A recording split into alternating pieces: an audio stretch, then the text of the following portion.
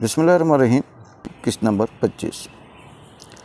خط میں صرف الفاظ نہیں تھے، اس میں یادیں تھی، تڑپ تھی، شکریہ تھا اور ایک امید۔ وہ دن جنید کی زندگی کا ایک یادگار دن بن گیا۔ اس کی دوست نے مسکرا کر اس کی طرف دیکھا اور بس ایک بات کہی، پڑھائی کیسی جا رہی ہے؟ جنید نے شرارتی لہجے میں مسکرا کر جواب دیا، پہلے تو پاس ہوتا تھا، اب فرسٹ آتا ہوں صرف تمہارے لیے۔ یہ بات سنتے ہی اس نے کہا، واو، یہ تو بہت اچھا ہے، آپ نے تعلیم چھوڑنی نہیں ہے، میں بھی نہیں چھوڑوں گی۔ جنید نے مسکرا کر اس کی طرف دیکھا، اس کی آنکھوں میں عزم تھا، خواب تھے اور کچھ انکہی باتیں۔ جنید کو یوں محسوس ہوا جیسے وہ سارا دن بس یہی بات سنتا رہے، اس کے ساتھ بیٹھا رہے، کچھ اپنی سنائے، کچھ اس کی سنے۔ لیکن وقت اور معاشرہ دونوں بے رحم ہوتے ہیں، دونوں ہی پابند تھے۔ شام کے سائے ڈلنے لگے، جیسے سورج بھی ان کی جدائی پر آہستہ آہستہ روپوش ہو رہا تھا۔ جنید کو واپس اپنے گھر کے لیے ایک طویل پیدل سفر درپیش تھا، لیکن اسے نہ دوری کی پرواہ تھی اور نہ تھکن کی۔ اس کا دل تو اس ایک ملاقات میں اٹک کر رہ گیا تھا، وہ مسکراہٹ، وہ نظریں، وہ آواز۔ جاننے سے پہلے دونوں نے ایک دوسرے کو دیکھا، وہ نظر جو لفظوں سے زیادہ بولتی ہے، جس میں جدائی کی نمی اور امید کی چمک ہوتی ہے۔ خاموشی سے آنکھوں ہی آنکھوں میں ایک دوسرے کو الوداع کہا۔ جنید نے دل پر پتھر رکھا اور بوجھل قدموں سے روانہ ہوا۔ راستے میں کبھی خود سے باتیں کرتا، کبھی کوئی پرانا شعر لبوں پر آ جاتا، محبت کر کے کوئی شرمندہ نہ ہو، یہ وہ جذبہ ہے جو قسمت والوں کو ملتا ہے۔ کبھی دل کی دھڑکن بے قابو ہوتی، کبھی دل چاہتا لوٹ جائے اور سب کہہ دے، مگر وہ جانتا تھا وقت کی اپنی ضد ہوتی ہے۔ وہ دعائیں مانگتا گیا، اس کے خوابوں کے لیے، اس کی کامیابی کے لیے اور سب سے زیادہ اس رشتے کے لیے جو بے نام سے ہی مگر بے حد قیمتی تھا۔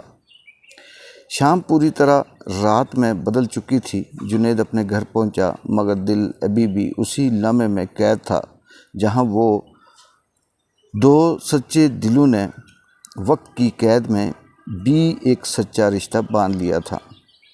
گھر کی دہلیز پہ قدم رکھتے ہی جنید کو لگا جیسے وہ کسی اور ہی دنیا سے واپس آیا ہو۔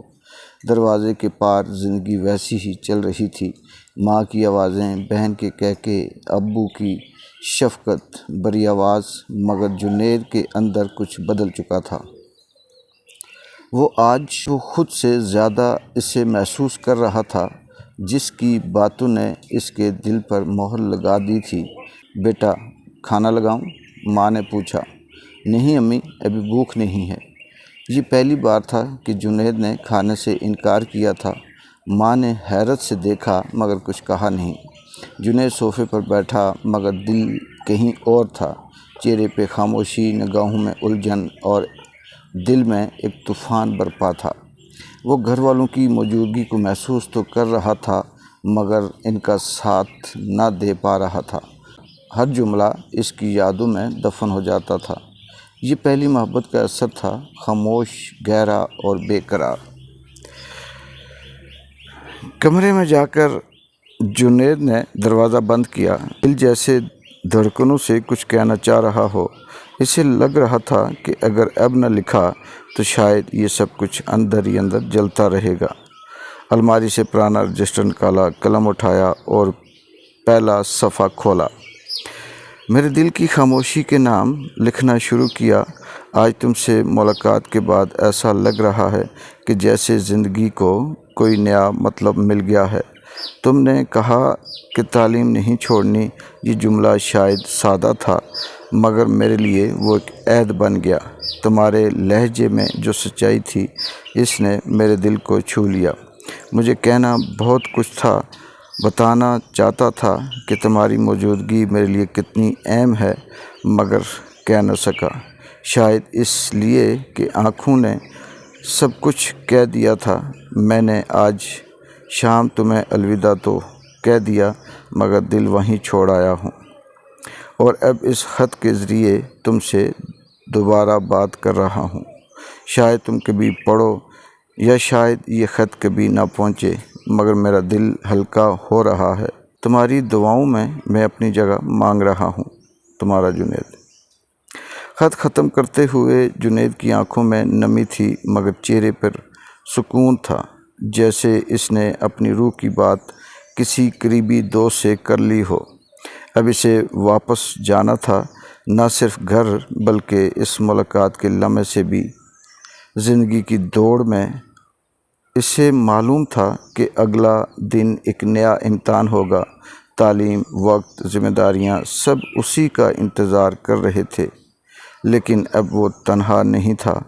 اب اس کے دل میں ایک امید، ایک دعا اور ایک رشتہ تھا، بے نام صحیح مگر بے حد قیمتی۔